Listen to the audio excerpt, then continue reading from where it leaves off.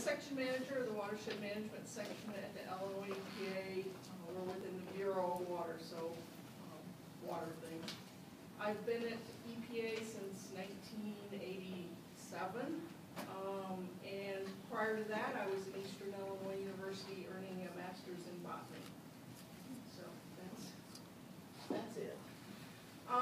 So thank you all for asking me here. I apologize very much for being late. I was going to be really early, but who knew there was going to be an ice storm in Joliet? Apparently somebody knew that. There were more cars in the ditch than on the road. That was my experience in Glenview, which is a suburb of Chicago, and we're here at the tail end of a winter. I think we all kind of know what we're doing at this point. 290, there were like 3 lanes shut down. Yeah, and then it was sunny and dry. Right. And once you finally got through it. So I do apologize. I've got a bunch of information to pass on today. A lot of it I know a lot about. A lot of it I know very little about. So I'm going to kind of breeze over it, and then anything that you guys really think is something you want to talk about, we can delve into it a little bit more. So, you know, don't feel like you can't sit on a subject if that's what you want to talk about. So, not real familiar with exactly what all you might be looking for in this, so, you know, help guide me if you feel like you want me to go down a certain track. So,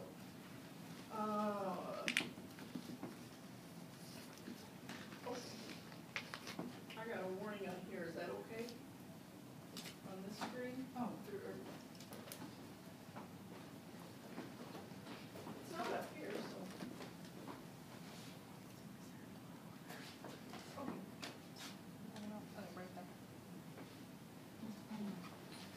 Okay. What I'm going to go over today are our state revolving loan fund, TMDL program. I'm going to touch on a bunch of different things going on in stormwater. I'm going to talk about watershed planning and implementation activities. And real briefly, the Illinois nutrient reduction strategy document. Okay, our state revolving loan fund. This is traditionally a program that back in 1972 when it was initiated started out as a grant program with the Clean Water Act.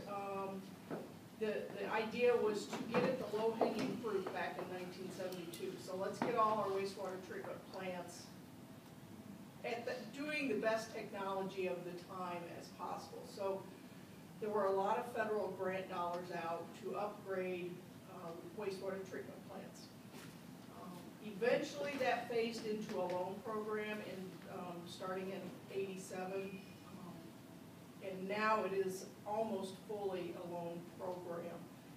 During the stimulus or era time, there were some grants that did come out through the revolving loan fund program.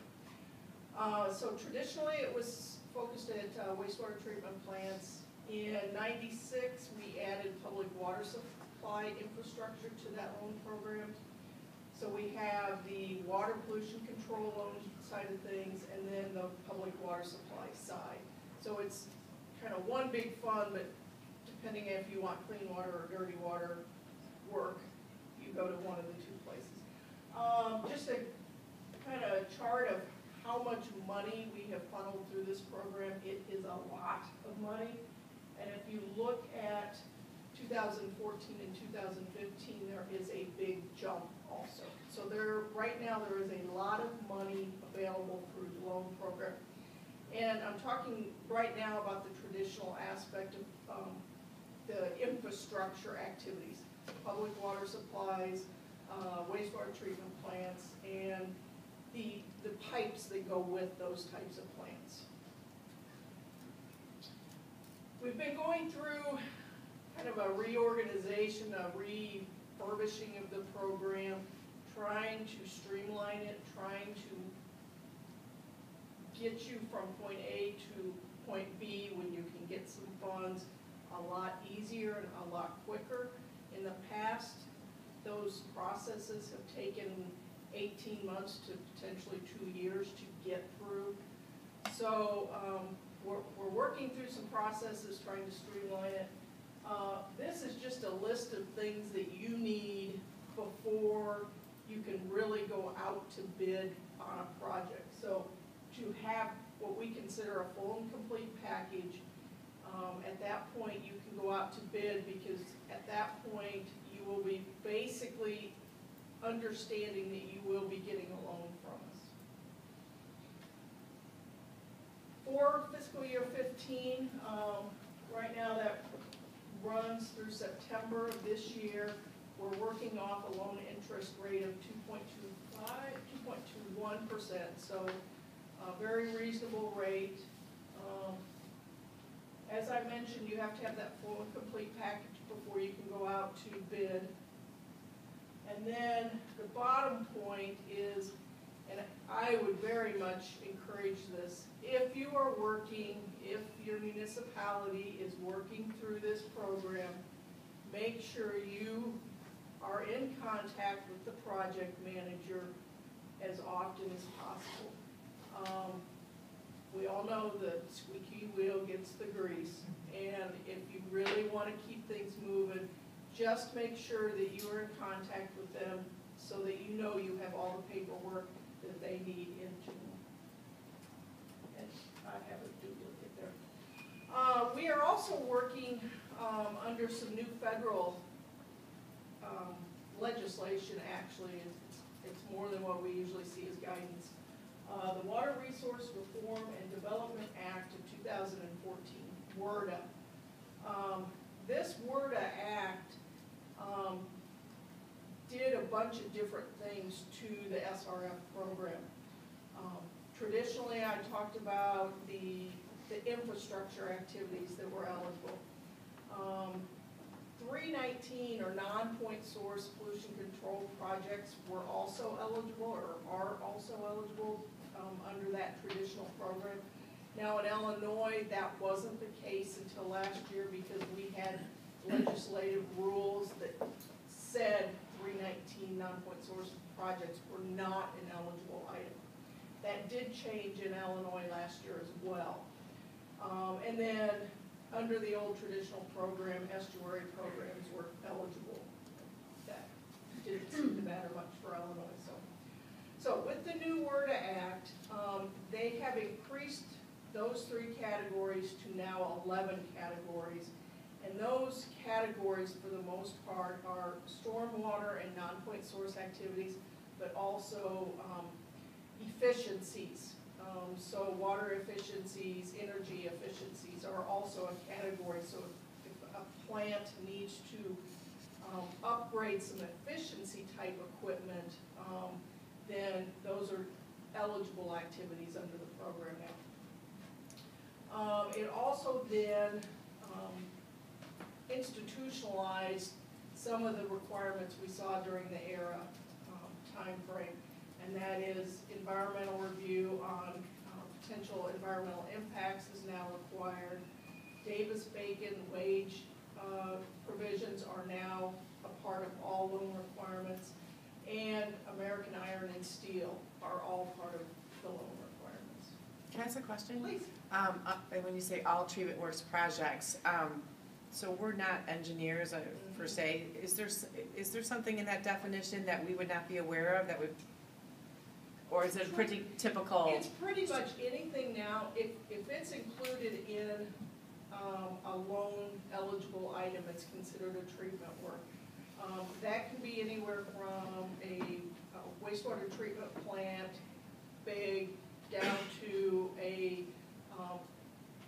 restored wetland that's being used to Filter treat, water? Yeah. Oh, so like a water. retention basin system, or okay. Yeah, All so right. it's from the concrete down to the green practices. Okay. The other aspect that WRDA has now put into our program is this fiscal sustainability plan. And to be honest, I'm not real sure how this is going to play out for some of the smaller projects that are in the loan program, or that we see coming into the loan program in the But it makes perfect sense for the big projects, the wastewater treatment plants, the public water supplies, the utilities, where they have to provide us with their sustainability plan. How are they going to repay the loans? How are they gonna sustain the workability of the plants that they're building or expanding on? Yes, that also includes then the operation and maintenance aspect of the facilities. WRDA also now allows for loans to become 30-year loans if the treatment works itself is expected to be at least a 30-year operational plant or whatever type of treatment works. If it will be operating in 30 years, you can ask for then a 30-year loan. Our folks are still working through some of the aspects of this 30-year loan, so it hasn't been codified in rule yet, but it is still available. They are going to really be targeting the economically disadvantaged communities and looking at ways to prioritize these 30-year loans. Contact information then for SRF. Feel free to contact the financial assistance section is going to be the section that you would work with prior to a loan being executed. They don't necessarily approve of plans, but they work with somebody within the agency that can approve plans. And then they are also the group that you would work with once you've received a loan and getting reimbursement of the program, through the program.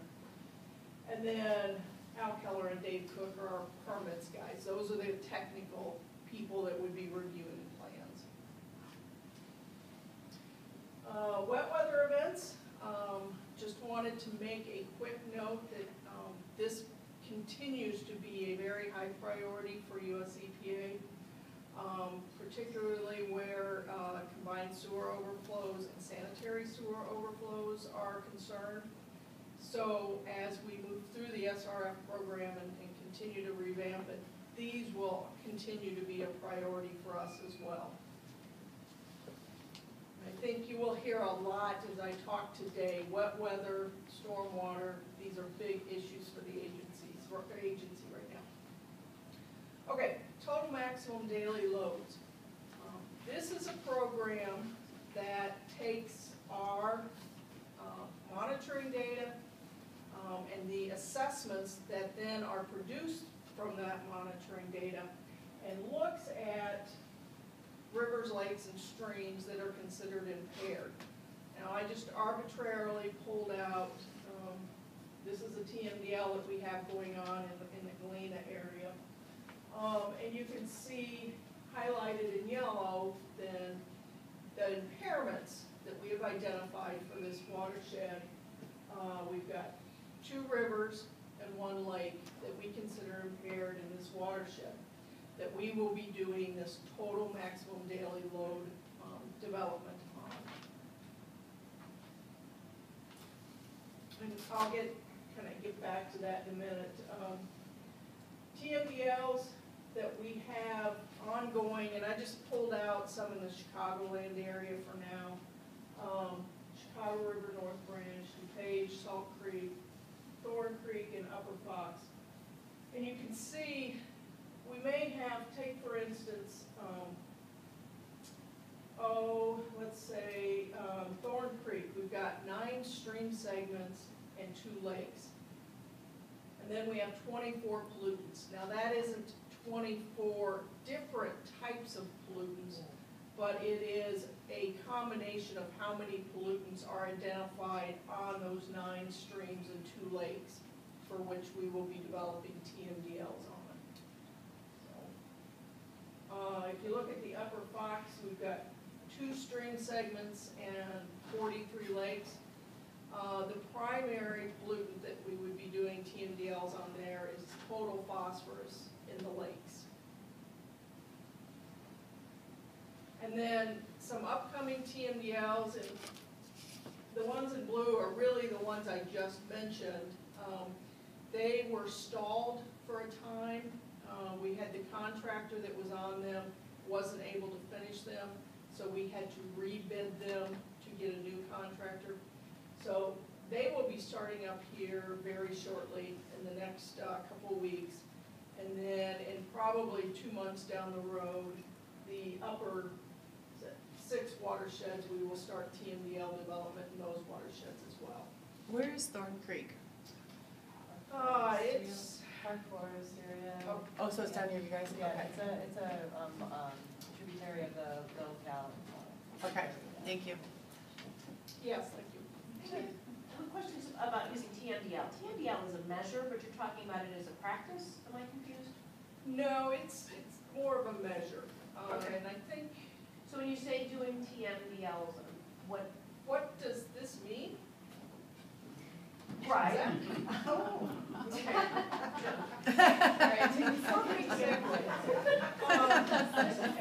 No, and I probably should put that at the beginning before we're talking about it, but what does it mean? Okay, TMDL is what we call a number and then a couple of follow-up numbers for one pollutant for one segment of water.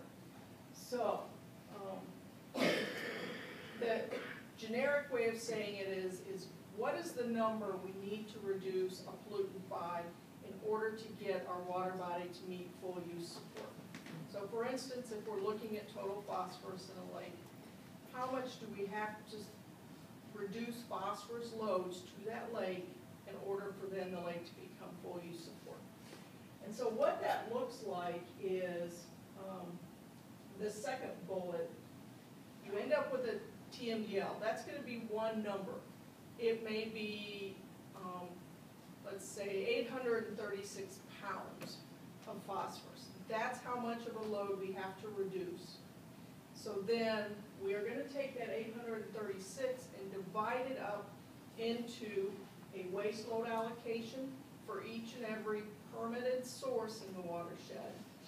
I say each and every. If we have a permit that is not permitted to discharge that pollutant, they will not get a waste load allocation. But we will determine how much each of those point sources are putting into the system and either leave them at that number or we will reduce them so that the next time they come in for a permit, they have to reduce the discharge of that pollutant. So each permit will get a waste load allocation that's part of that 836. Then we have a load allocation.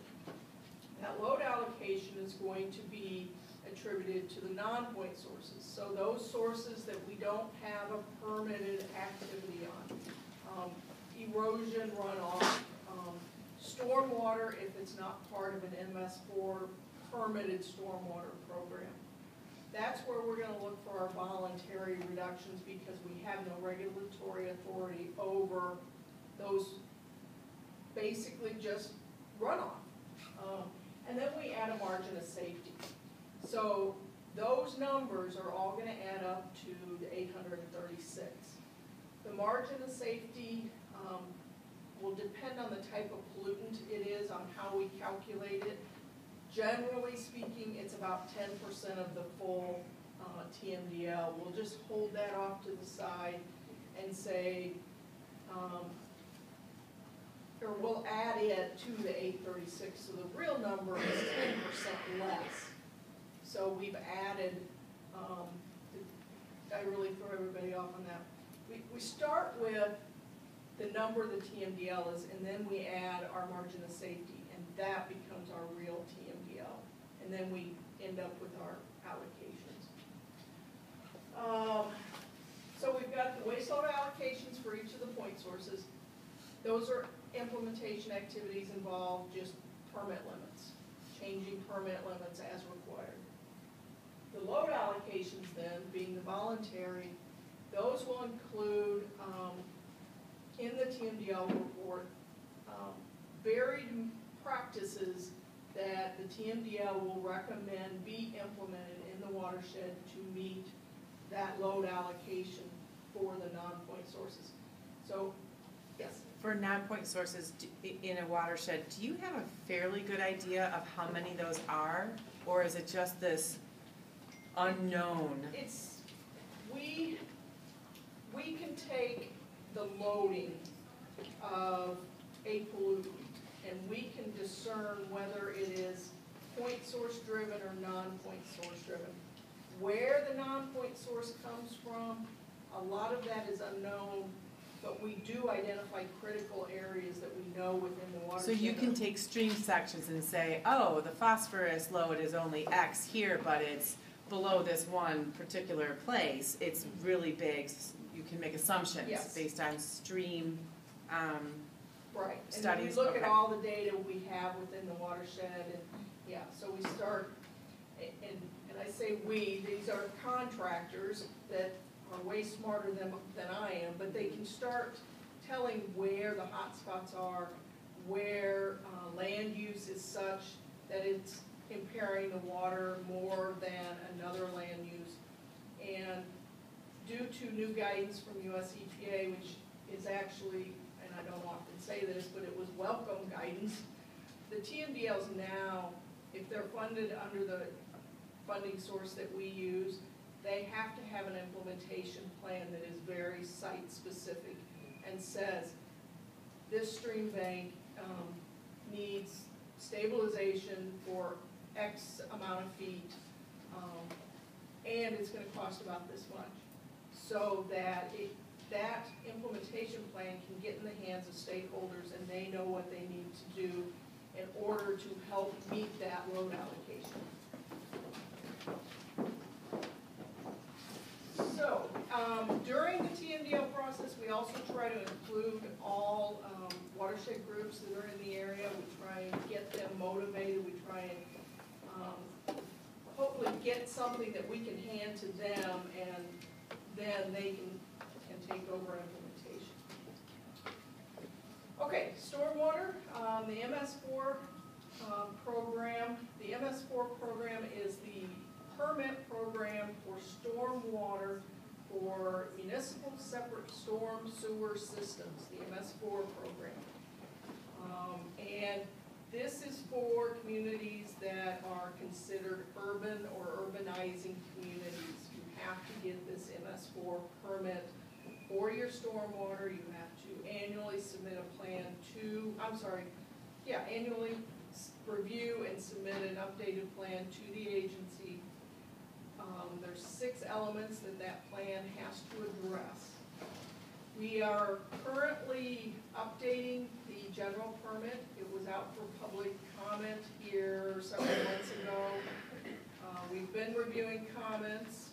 One of the aspects of that updated general permit is a monitoring component for municipalities. We obviously received a lot of comments based on that permit requirement. And we are still reviewing what our approach is going to be for monitoring. We're trying to balance the economics of the communities with the need for the agency to have data, the need for public works departments to have the data for decision-making purposes. So we're trying to find what's most equitable at this point. I think we're getting close, so you can, well, probably, assuming there's no big changes in the permit, it will go straight to US EPA. If for some reason they decide to make any big changes, it will go back out for public comment. Do you anticipate any funding for monitoring from any source? It's being discussed. Right, because that, I mean, I'm already hearing that that's going to be the biggest barrier is, you know, they cost money and the municipalities don't have it. Yeah, and that's something we recognize. There has been a discussion as, you know, is there funding available? Is, you know, do we do the analysis? Do we, and yeah, so all those are still, and it gets very messy when we start out with, here's what we'd like to see, here's how we can make it work. Green infrastructure, another real big topic at the agency, a big priority is how can we keep storm stormwater on the site that it lands on? How do we manage it? How do we purify? How do we cleanse it before it's discharged into a river system? So green infrastructure continues to be a priority. Green infrastructure is now eligible, as I talked about, under the SRF program. So we certainly are encouraging people that really want to take a hold of their stormwater problems and implement very large green infrastructure practices to look at our SRF program for that purpose. Okay, the water loss accounting program. I've got handout, and I'm sorry I did not get it folded. This is what it looks like tri-folded. So if you're bored and want something to do while I'm talking, feel free to fold away.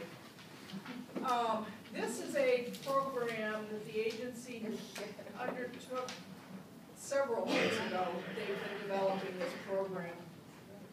And it is a training program for water utilities to have an opportunity to train 2 of their staff to understand software that will then allow them to understand the water loss that they are seeing within their water plants.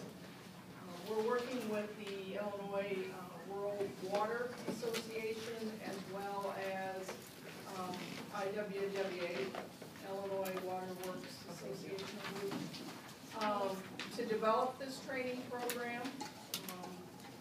It's, as I said, it's free to 2 people in the utilities. I very much encourage you, yes. Private utilities. I believe so, yes, and I think the document, the pamphlet talks about that, yeah, but I'm pretty sure that that is the case. And what we're trying to do is understand the real losses and the apparent losses that are in the system, and then give the utilities that data so that they can then start strategically planning on how to fix those problems. So it's not just leaks. Some of it is leaks, some of it's where the leaks are occurring, some of it is illicit connections, things like that. So this software will, employees will be able to come in with their own data, use the software, learn how to use it, and then take that information home. These 2 websites are where you can register for the workshops. I believe there's somewhere in the neighborhood of like 40 workshops that are going to occur all over the state. So very excited.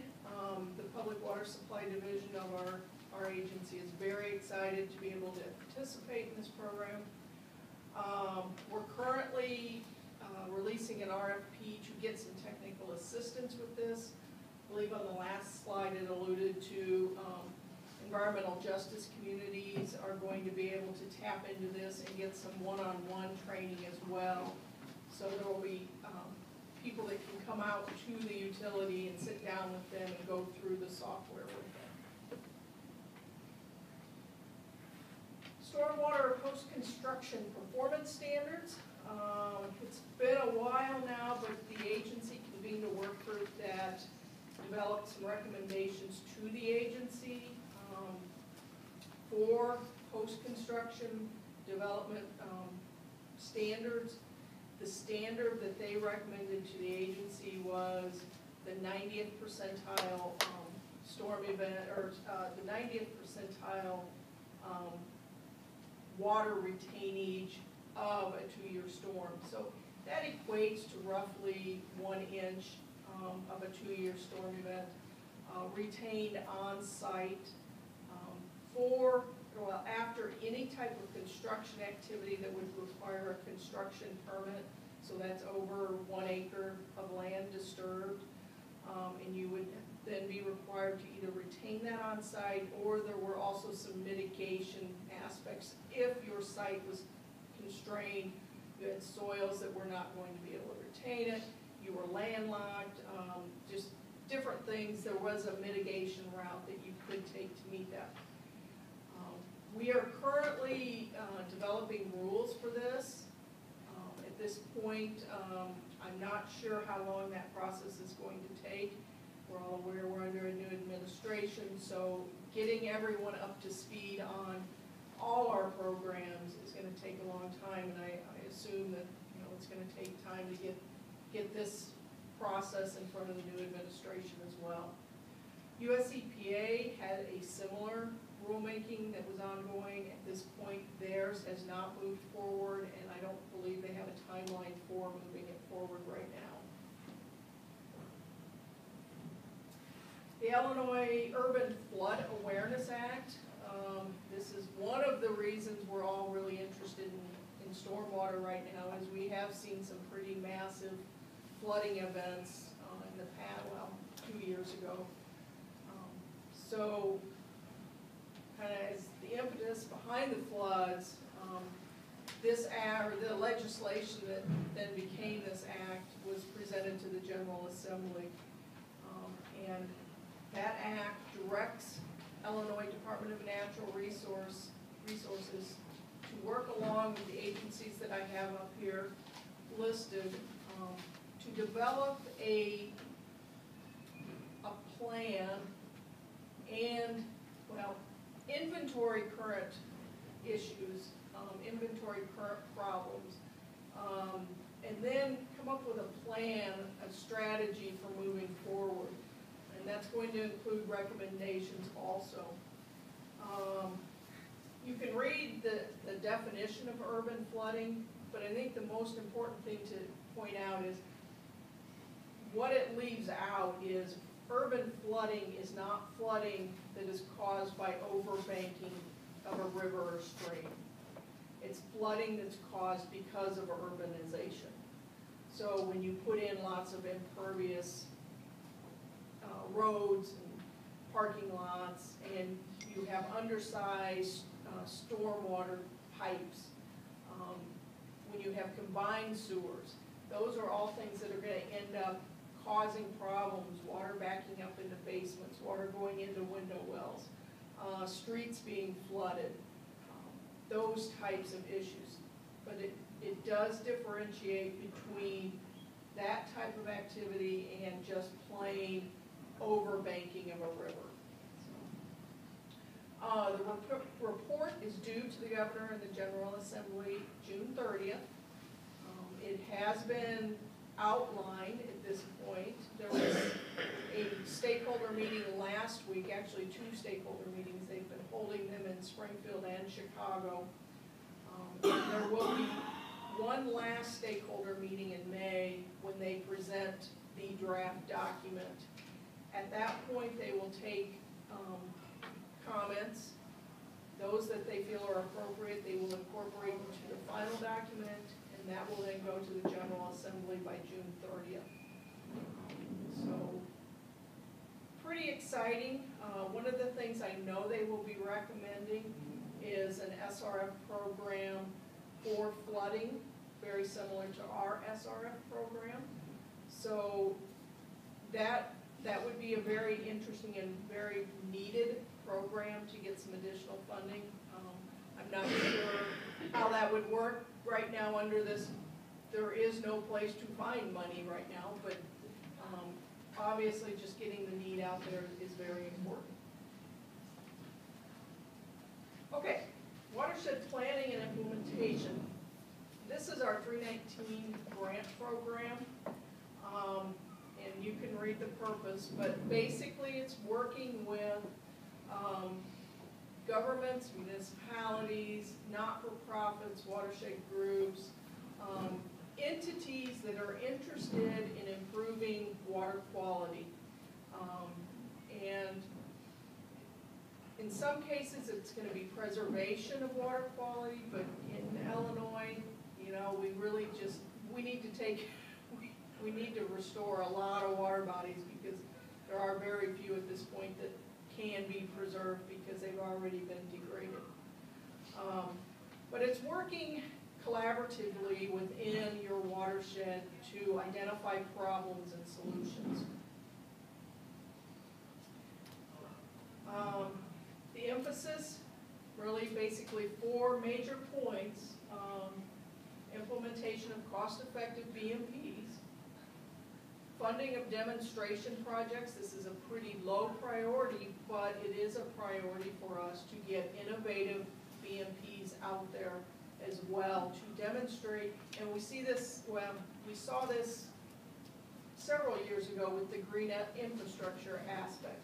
It was very important for us to get demonstration projects out in municipalities so the decision makers could understand what, you know, you hear a rain garden, it looks like a bunch of weeds, that's what I've been told. Or a bioswale, that's just somebody who didn't mow their ditch. To get decision makers understanding, not only is it attractive if it's done correctly, but it is providing a service to the community by storing stormwater, by infiltrating the stormwater so that it becomes clean water when it enters the river system. But then also developing education and informational activities, and then developing watershed-based plans. I would say the number 1 priority is kind of between developing watershed-based plans and implementation activities. You cannot move forward in the 319 grant program unless you have an approved watershed-based plan. So that becomes a very high priority for watershed groups if they want to tap into the 319 grant program. So we require that activity to be done. It can be funded under 319. It has to, your plan has to be approved by us as well as US EPA before you can move through. These are US EPA federal pass-through grant funds, so they do have to approve the plans as well. Now, yes? Is anybody doing, or has anybody done projects under this grant that we're probably focusing on education? Because I know for our MS4 permit, there's so many things in there that are related to education and operations that are way beyond or more expansive than the scope that what the utilities department normally does. They have to work with, you know, our ecology center and myself. We actually get a lot of things kind of supported because we say it's required for MS4. But I think like in a more broad context, across the whole watershed, if we, you know, like you had this little picture here, the maybe related to sign of the beach and not like littering, but you would think that like a watershed scale, if we had something that was consistent that everyone could use, rather than, you know, like here up at least in, you know, northwest suburban Chicagoland, we're so kind of developed and everyone does their own stuff, but could this grant be used for a watershed, bigger scale approach to have something that everywhere you go, you see the like, don't dump in this sewer and pick up your litter and don't change your oil in your driveway, like, so has anybody done projects like that? Yeah, we've done some statewide projects. Okay. We've done watershed-wide education projects. Lake County has a de-icing workshop that they hold Exactly. every year, and That's that's what it been really successful. So it teaches municipal and private companies that are in charge of, you know, big, large expanses of land or parking lots, how to de-ice properly without over-salting. And that's under, I believe the funding was, but now we're kind of doing it on our own. But that's where it started, Right. right? I thought you couldn't use $319 to fund things in your permit. Very for good. MS4, that's Yes. like double dipping. It is. And I was going to bring that up because that was a nice point there, is that if you have a project in your MS4 permit, or your plan, which is required by the permit, it is not eligible then for 319 because it's now required for you to do that under your permit. It becomes an NPDES requirement. So you have to be very careful in the projects that you pick that you're not selecting something that has been explicitly called out in that permit. So it's a tough one. The good permits really have things laid out very nicely, and that makes them then ineligible for 319. Now, that said, if you wanted to do a project that was watershed-wide, and it was in your watershed plan, and you've got a watershed group, or even the municipality supporting As long as that project is not in your MS4 plan, then it is eligible. So it's just a matter of all working together to make sure that the right projects are in the right places. Okay, so back to planning. I've highlighted a couple websites for kind of directing you through the planning process. There are what we consider 9 minimum elements that have to be addressed when you do a watershed-based plan. Causes and sources. What's causing the water body to not be full use support, and what is the source of that pollution? I was gonna ask, you had CMAP up there, do you know if CMAP has an LTA program for developing a watershed plan, or is that? They have never developed one under an LTA, Okay. but they, CMAP has worked with communities a lot and developed watershed plans. They had a program before that predated LTA, which is why they still do watershed plans. I think that's how they did the one. Yeah, and we just did an update last year, but I wanted to know because so. Yep, I would certainly encourage them to, and I may encourage them myself. Feel free. Estimate the load reductions that are gonna be required. This all very much sounds like a TMDL, and it somewhat is. It's just a much more cohesive, stakeholder-driven process. Instead of coming up with regulatory numbers, we're coming up with, here's the stakeholders, and here's what we think we can do, and here's how we think it can work in our watershed. Looking at future needs for financial and technical assistance, an information education component, and that gets into what can you do in your watershed, that becomes an implementation activity. Milestones, every good plan has milestones. How are you gonna measure your success? And then a monitoring component. How are you gonna determine whether or not you are improving water quality? And there's many different ways, from a comprehensive monitoring plan to working with Illinois EPA, who goes back to the watershed at least every 5 years, or may have an ambient station that is monitored every 9 weeks, and looking at using that type of information. So it doesn't necessarily have to be, that comprehensive monitoring that a stakeholder group is doing, but it could be some other way of collecting that data. But just making sure that the plan doesn't get put on a shelf and not revisited. And then the implementation activity. This is what practices have you prioritized that you're now going to implement in your watershed? And those are going to be what we prioritize when you submit grant applications to us. Grant amounts, we don't have a minimum or maximum amount. We do know if something is so low, it's really not worth the time of several state employees developing a contract for. It's probably something a municipality might be able to take on themselves. We also know if it's a lot of money, we may want to talk about staging the efforts there. There is a minimum match required, that is 40%. We do encourage groups to put in hard cash, but also combine that with in-kind services or other types of activities, leveraging some other grant as long as it's not a federal grant.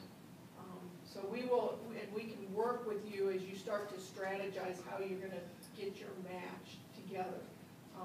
Just call us and say, here's an idea, is it going to work? We would love to talk you through that beforehand rather than while we're reading a grant application. We also have priorities for watersheds. Every 5 years, every watershed or every basin in the state will be a priority for planning, and every 5 years, it will be a priority for implementation. When we look at applications from those watersheds that are a priority that particular year, we look at the application as, why should we not fund this application? Whereas when we look at non-priorities, we look at why should we fund it. So just because you're not a priority doesn't mean you won't be funded. And just because you're a priority doesn't mean you will be funded. We do still look at the technical merit, the financial cost effectiveness of the practice, the appropriateness of the practice for the site. We look at all those things still. It's just which way are we looking at it from. So these are the watersheds this year. The application deadline is July 31st. It's a Friday. Must be in our office by close of business that day, not postmarked. Just for the Chicagoland area, the two upper Illinois river basins are a priority for planning. I think those are, yes, planning activities. And then for implementation activities, the Fox River Basin will be the priority this year, along with several others throughout the state. The way we derived these priorities was based on where our monitoring folks were. So one year we have intensive monitoring going on in a basin. The next year, that basin is then a priority for planning. The next year, it's a priority for implementation. So we kind of follow this cycle. And that's it. The only other one thing I did want to mention is our nutrient loss reduction strategy document. This is a document that undertook about an 18-month process with agricultural groups, environmental advocates, scientists, a lot of scientists, and Illinois agencies. Did I miss a group? Somebody missed a group. It's called the Oh, nutrient. point source. The nutrient loss reduction strategy. And it sets forth a strategy for Illinois to reduce nutrients, particularly phosphorus and nitrogen, by 45% by 2040. And so that's a very aggressive goal. We are working with both agriculture as well as point sources. There is a urban component to it as well, so stormwater is a component, although a very minor portion of what is of the nutrients that are released from Illinois are considered urban stormwater. But in some watersheds, they are a very, very large component, so we do address those. If you go out on our website, you can see the draft document. We are currently finalizing it, and we'll not stop work there. We've got 6 subgroups that then will be implementing that plan as we move forward. Can you repeat the metric? Reduced by what percent? 45% by 2040.